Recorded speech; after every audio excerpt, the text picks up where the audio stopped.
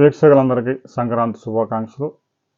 ముఖ్యంగా బాస్మతి బియ్యం ఎగుమతుల మీద ఇరాన్ సంక్షోభం ప్రభావం తీవ్రంగా పడింది.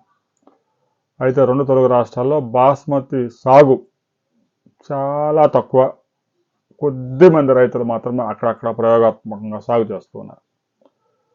కొంచెం ఆ బ్రేకింగ్స్ ఎక్కువగా రావడం, మరాడించినప్పుడు నూకలు ఎక్కువగా రావడంతో తెలుగు రైతులు బాస్మతికి ఎప్పుడో ప్రయోగాలు చేసినా కూడా పెద్దగా సత్ఫలితాలు ఇవ్వలేదు. దీంతో చలి తీవ్రత ఎక్కువగా ఉండే పంజాబ్ లాంటి ప్రాంతంలో బాస్మతి సాగు సక్సెస్ఫుల్ అయింది.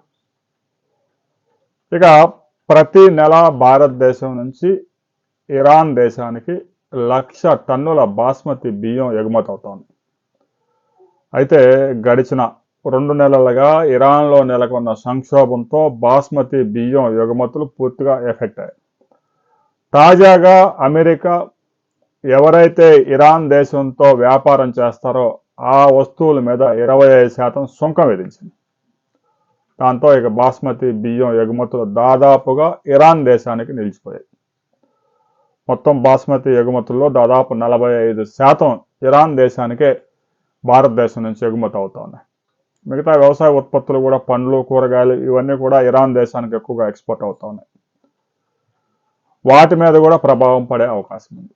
ముఖ్యంగా ఆంధ్రప్రదేశ్లోని అనంతపురం జిల్లా నుంచి అరటి ఎగుమతులు అనంతపురం నుంచి ఇరాన్ దేశానికి ఈ మధ్యకాలంలో పెద్ద ఎత్తున జరుగుతూ ఉన్నాయి. వాటి మీద కూడా తీవ్రమైన ప్రభావం పడింది. అయితే అరటికి ప్రత్యామ్నాయ మార్కెట్ ఉంది కాబట్టి రైతుకి ప్రస్తుతానికి మంచి ధరలే దక్కుతూ ఉన్నాయి. అయితే బాస్మతి బియ్యం ధరలు మాత్రం దేశీయ మార్కెట్లో కూడా దారుణంగా దిగి వచ్చాయి.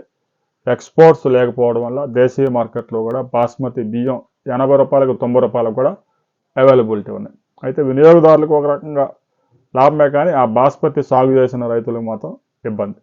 రాబోయే కొద్ది రోజుల్లో ప్రత్యామ్నాయ మార్కెట్లు చూసుకునే వరకు ఆ బాస్మతి బియ్యం ధరలు మరింత తగ్గే అవకాశం ఉంది. ఇరాన్లో ప్రస్తుతానికి పరిస్థితులు అంత త్వరగా మెరుగుపడే పరిస్థితి ఏం కనిపించడం లేదు. దానికి సంబంధించిన మరిన్ని వివరాలతో మనం మరో వీడియోలో కలుసుకుందాం.